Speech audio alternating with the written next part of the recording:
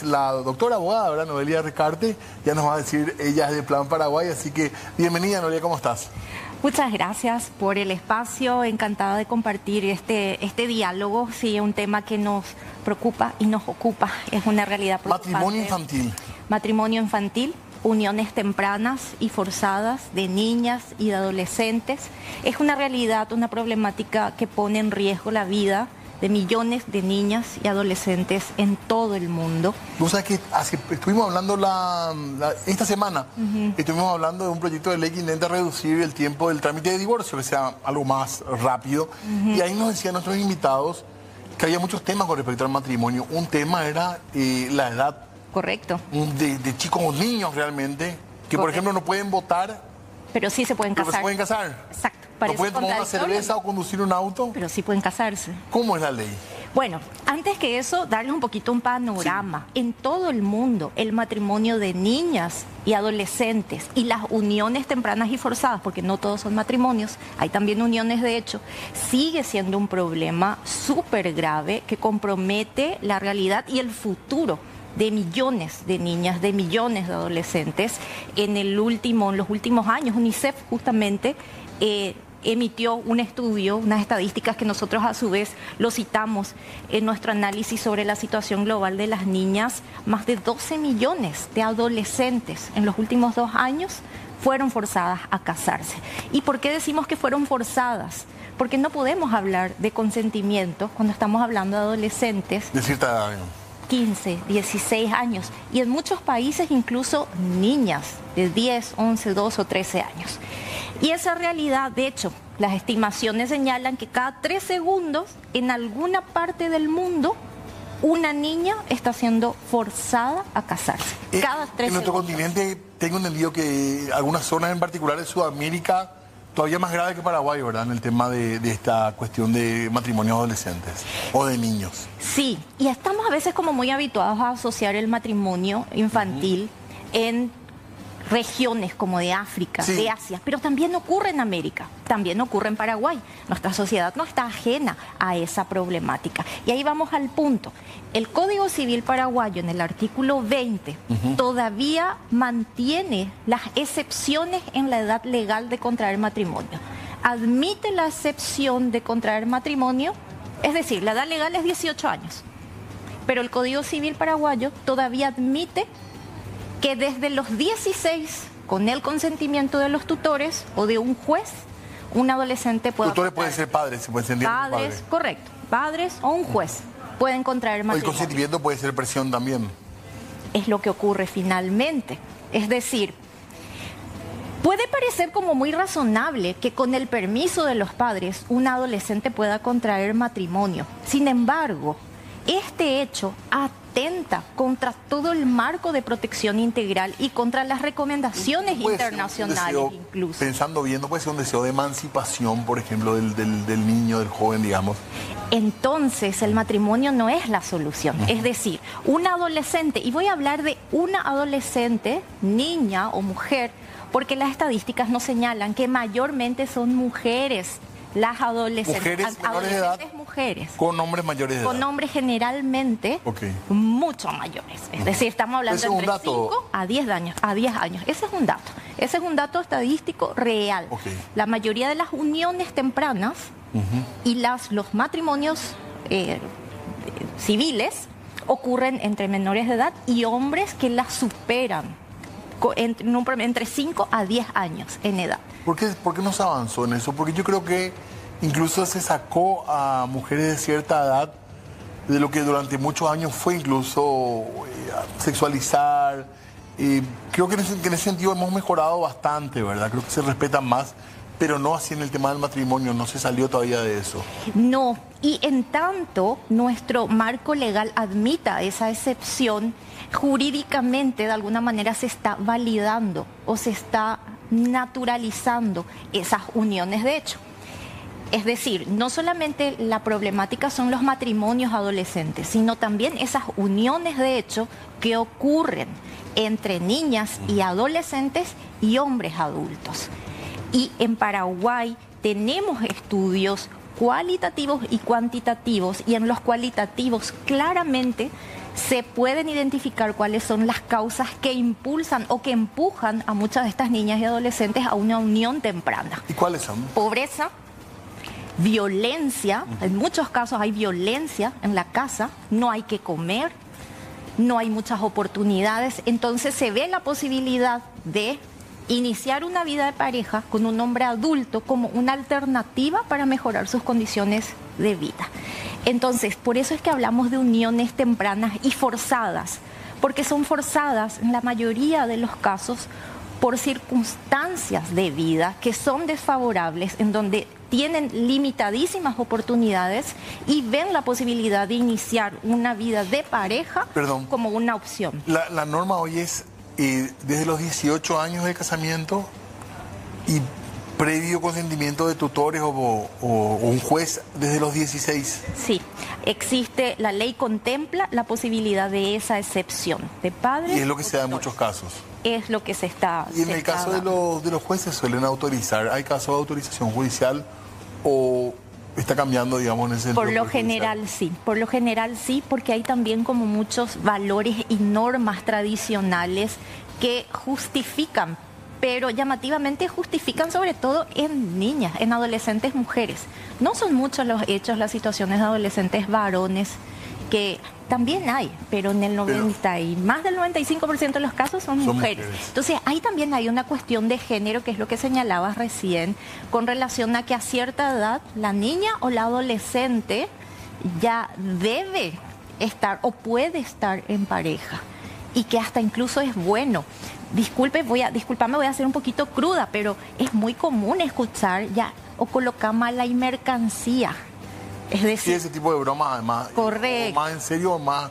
Claro. Pero se escucha. Que puede decirse como en chiste, pero al final, ¿cuál es el mensaje que estamos normalizando y naturalizando? Que ese adolescente es un objeto que la familia prefiere ubicar en una relación ya como concubina, como pareja, como esposa, y no es la condición de vida natural para un adolescente que debe estar estudiando, debe estar haciendo deporte, debe estar haciendo su proyecto de vida, soñando con viajar, con ir a la universidad, con seguir con sus estudios, y precozmente se la pone en una situación de asumir una responsabilidad adulta que no le corresponde.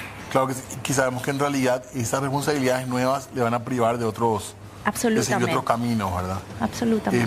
En el caso de, aparte del tema económico, hay motivos religiosos o motivos de otra índole que se puedan citar como repetidos, digamos, en el caso de este tipo de matrimonio. Sí, hay también cierta presión cultural y en comunidades rurales es más común incluso a veces que ocurra. Desafortunadamente también, porque esa es otra realidad, ocurren embarazos no deseados, embarazos adolescentes. Entonces, la vía de solución, entre comillas, a eso, que el adolescente ya se case o que el adolescente ya pase a vivir con una pareja. Entonces, ¿cuál es la consecuencia inmediata de un matrimonio adolescente o de una unión temprana? Y eso no es que lo decimos nosotros, sino que está estudiado y demostrado en todos los análisis, es que la trayectoria de vida de ese adolescente se ve interrumpida en sus estudios, en su ámbito social, es decir, ese adolescente automáticamente empieza ya a cortar vínculos con su entorno social inmediato, incluso muy a menudo con su familia.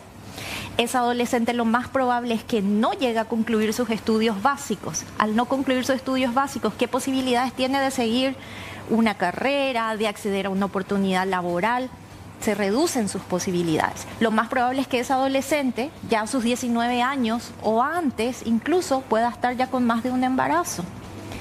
Y se va perpetuando ese ciclo de pobreza, de marginación y otras problemáticas que muy a menudo ya vienen asociadas, porque también se genera una asimetría de poder. Una pareja adulta ya, que ya alcanzó su desarrollo con poder, un poquito más de poder económico generalmente, y un adolescente que aún no se desarrolló plenamente ni física ni emocionalmente y tiene que estar asumiendo una responsabilidad. Y ante este panorama, ¿qué hacer? ¿Por dónde? Bueno, no supondría una, qué sé yo, desde abordarlo desde la educación, políticas públicas quizás, ¿verdad?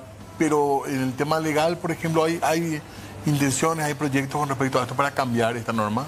Nosotros estamos muy a favor de la modificación de la ley en el sentido de anular completamente esta excepción, porque mientras se mantenga esta excepción, es decir, que desde los 16 años un adolescente pueda contraer matrimonio civil, estamos contradiciendo todas las recomendaciones internacionales de protección y el marco legal paraguayo incluso, que habla de una protección integral del niño y el adolescente.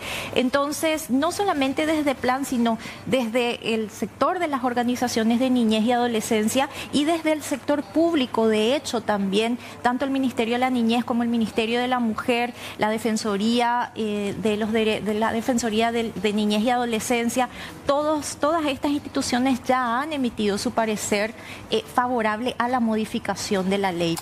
Están alineados, digamos, sí, todo el mundo con la misma idea, digamos. Ahora, hay que hacerlo efectivo. Claro. Finalmente, ese cambio hay que hacerlo efectivo y el siguiente ¿Qué paso... es una modificación del Código Civil? Se implica la modificación de ese artículo del Código Civil. Artículo 20. Dije. El artículo 20, así es. Y además de eso, lo que señalabas no es menos importante, el cambio cultural, porque claro, no solamente cambiando una ley transformamos una realidad. Esto que estamos haciendo ahora, lo que nos permiten a través de este espacio de llevar y posicionar este tema en el debate, compartir esta realidad con la audiencia, es parte del cambio cultural. Hay que posicionar esto como un problema porque como sociedad lo tenemos todavía naturalizado. Mi abuela se casó a los 14, mi mamá a los 16, mi tía a los 15, entonces eso es como normal. Esa es todavía una realidad paraguaya y que seguramente ha ocurrido en nuestras familias, pero que haya ocurrido no quiere decir que necesariamente tengamos que mantener esa práctica a hoy. Hay cambios que se tienen Cuesta que pensar hacer. que hoy una persona joven de 15, 16, de 16, 17 años sueñe con un matrimonio. Cuesta pensar, claro, es difícil generalizar así, pero la explicación económica puede permitir entender por qué hay todavía casos de este tipo también, ¿verdad? Porque yo no sé si hoy está en el ideal de una persona de esa edad casarse. Creo que a los 17 años uno tiene la cabeza en otro lado en general. No sé si hace 40, 50 años era distinto, quizás sí hace 100 años. Correcto. Pero los tiempos cambian, ¿verdad? Correcto. Entonces, prácticas que estaban instaladas, que siguen estando instaladas, no necesariamente que por tradición las tengamos que seguir repitiendo, asumiendo que es normal.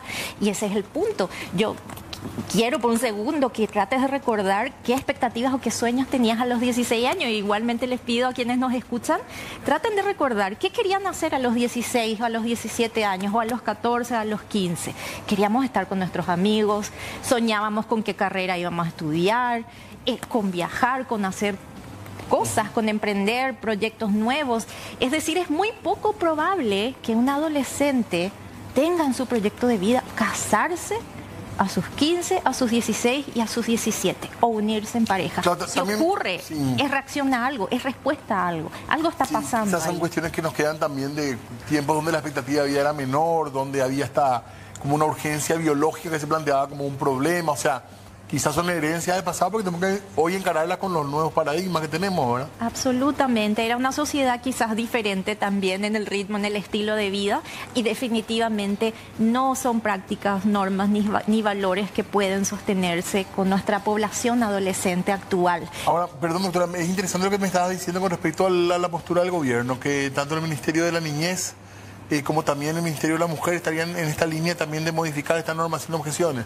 Es así y lo señalo porque en junio justamente la Cámara de Diputados convocó una audiencia pública donde compartieron, ya hay un proyecto de ley, hay parlamentarias que lo presentaron, convocaron a una audiencia pública. Ah, qué pena, yo no estuve enterado. Sí, en junio se realizó y bueno, estas instituciones son las que recuerdo, pero habían muchas más. Todas ellas, muchas aportaron incluso ahí a las consideraciones, pero todas ellas se manifestaron favorables a este cambio, porque de hecho es una recomendación que el Estado paraguayo ya ha recibido hace un tiempo atrás, de modificar para alinear este marco legal del Código Civil paraguayo en lo relativo al matrimonio civil, alinearlo a todos los instrumentos internacionales de protección integral a la niñez y a la adolescencia. Entonces es un paso paso necesario y es más que un paso simbólico, es un paso que va a permitir garantías reales, pero además es un mensaje poderoso de no tolerancia a las uniones tempranas e incluso a muchas situaciones de abuso que quedan encubiertas bajo un supuesto matrimonio o unión. Gracias por venir, Noelia, muy amable. No, por favor, gracias por el espacio. Así hablamos nosotros de matrimonio infantil, esta iniciativa, y seguiremos charlando de esto. Breve pausa y volvemos enseguida.